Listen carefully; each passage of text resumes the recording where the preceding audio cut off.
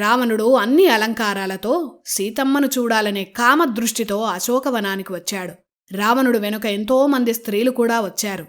వారంతా దారి పొడుగునా రావణుడికి సేవలు చేస్తున్నారు. వారు వస్తున్న అలికిడి హనుమకు తెలిసింది. ఆ స్త్రీల మధ్యలో వైభవంగా వెలిగిపోతున్న రావణుణ్ణి హనుమ చూశాడు. చూడగానే మనిషిని చదవగల హనుమ రావణుడిలో కామాన్ని, దర్పాన్ని, మదాన్ని స్పష్టంగా చూశాడు.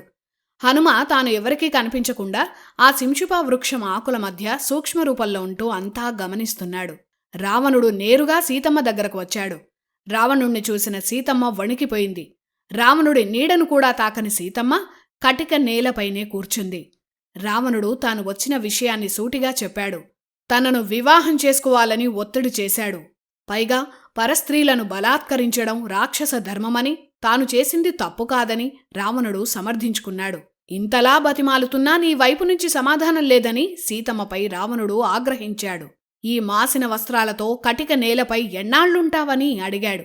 తనను పెళ్లి చేసుకుంటే ఈ లంకకు పట్టమహిషిని చేస్తానన్నాడు. తనను ఓడించేవారు ఈ లోకంలోనే లేరని, నీకోసం ఎవరూ రారని సీతమ్మకు చెప్పాడు. నారబట్టలు కట్టుకొని అడవుల్లో తిరిగే నీ శ్రీరాముడికి రాజ్యం లేదని, అసలు ప్రాణాలతో ఉన్నాడో లేడో కూడా తెలియదని రాముణ్ణి చాలా హీనంగా రావణుడు మాట్లాడాడు. ఒకవేళ రాముడు బతికి ఉన్నా ఈ సముద్రాన్ని దాటి లంకకు చేరడం అసాధ్యమని రావణుడు హెచ్చరించాడు. తపస్సులోగాని, బలంలోగాని, పరాక్రమంలోగాని, ధనంలోగాని, కీర్తిలోగాని శ్రీరాముడు తనతో సమానం కాదని రావణుడు తన అహంకార విశ్వరూపాన్ని చూపించాడు. ఇలా సీతమ్మ ముందు రావణుడు తన నోటికి వచ్చినట్లు ఎన్నో మాట్లాడాడు.